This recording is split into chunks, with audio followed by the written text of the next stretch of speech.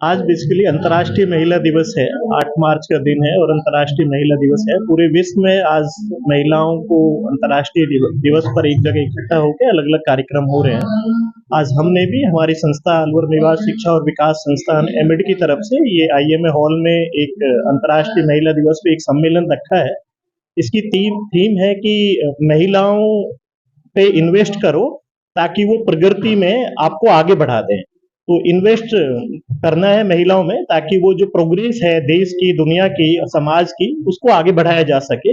उसी के लिए ये सम्मेलन यहाँ बुलाया गया है, जिसमें तिजारा, किशनगढ़, रामगढ़, लक्ष्मणगढ़, मालाखेड़ा, उमरेन के जो मेवात के गांव की लड़कियां हैं वो यहाँ पर आई हैं।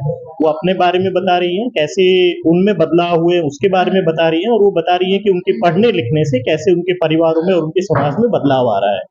तो उसी पे आज यहाँ चर्चा हो रही है। मुख्य रूप से यही चर्चा हो रही है कि कैसे महिलाएं खुद ताकतवर बने, खुद शिक्षित बने, खुद वो अपने ऊपर भी ध्यान रखें। ऐसे जो महिलाएं सिर्फ इसलिए नहीं है कि वो दूसरे लोगों का लिए ध्यान रखें, इसमें पूरा ये बातें भी यहाँ लड़कियां कर रही है कि हम खुद भी यदि स्वस्थ रहेंगे, खुद शिक्षित रहेंगे, खुद हम निर्णयों में भागीदार बनेंगे, तो ही हम इस देश को आगे बढ़ा सकते हैं। उनकी अपनी जिंदगी है, वो भी एक इंसान है, तो वो सिर्फ इसके लिए नहीं है कि वो किसी की देखभाल करें।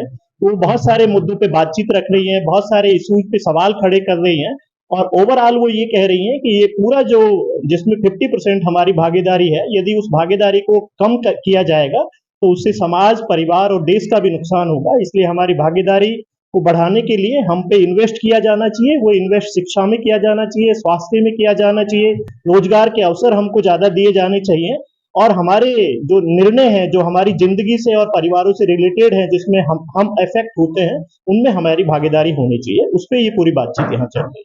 तो वर्तमान समय में बात की जाए तो महिलाओं पर अत्याचार काफी बढ़ रहे हैं देश में। प्रदेश की बात की जाए, जितने घटनाएं देखने को मिलती है, सुनने को मिलती है, तो कहीं ना कहीं जागरूकता अभियान चलाने की जरूरत है सरकार को।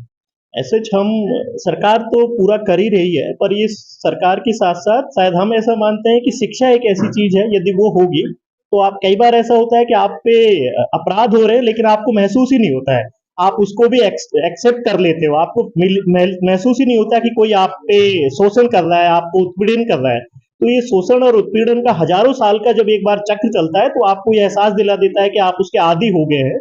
तो यहाँ पर ये जो पूरा काम है, हम शिक्षा के थ्रू उसको बदलना चाहते हैं, और महिलाओं को इसीलिए जब वो शिक्षित कर रहे हैं तो सिर्फ उनको किताबी ज्ञान नहीं दे रहे, उनको ये भी शिक्षा दे रहे हैं कि यदि उनके खिलाफ उनको कुछ भी बुरा लगता है तो उसके खिलाफ वो संगठित होकर आवाज उठाए।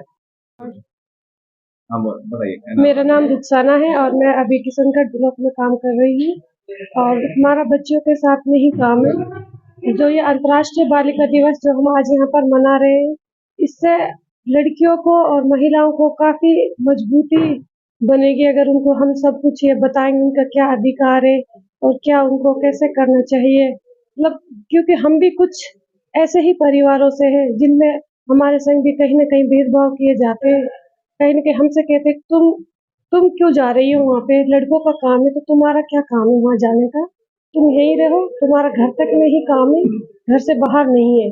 तो लड़कों को ज़्यादा बढ़ावा देते इस चीज़ से, तो लड़के तो उनको तो सभी निकाल देते हैं घर से, लड़कियों को तो कौन निकालने देता है। उनका तो हर तरीका से दबाव बनता है, कहते हैं तुम बड़ी हो, कोई लड़का छेड़ देगा, वहाँ जाओगी, कुछ बोल दिया तो हमारी क्या इज्जत रह जाएगी समाज में। तो हम भी कहीं न कहीं दब जाते हैं जो दबाते हैं हमें घर में, परिवार में, इन चीज़ों से। तो कहीं न कहीं आज जो ये संस्था है एमिड, इसकी वजह से ही शायद हम यहाँ तक पहुँचे हैं, क्योंकि ये हमारे घर तक गए, परिवार वालों को समझाया है। आज इन्होंने हमारे परिवार को समझाया है, तो शायद हम भी ऐसे किसी बहुत सी लड़कियों के परिवार को समझा पाएँगे, ताकि वो हमारी तरह वो भी बाहर निकल आए और अच्छे से वो हमारी तरह ही ऐसे ही समाज में डोले और हर जगह अपनी आवाज़ को उठाएँ।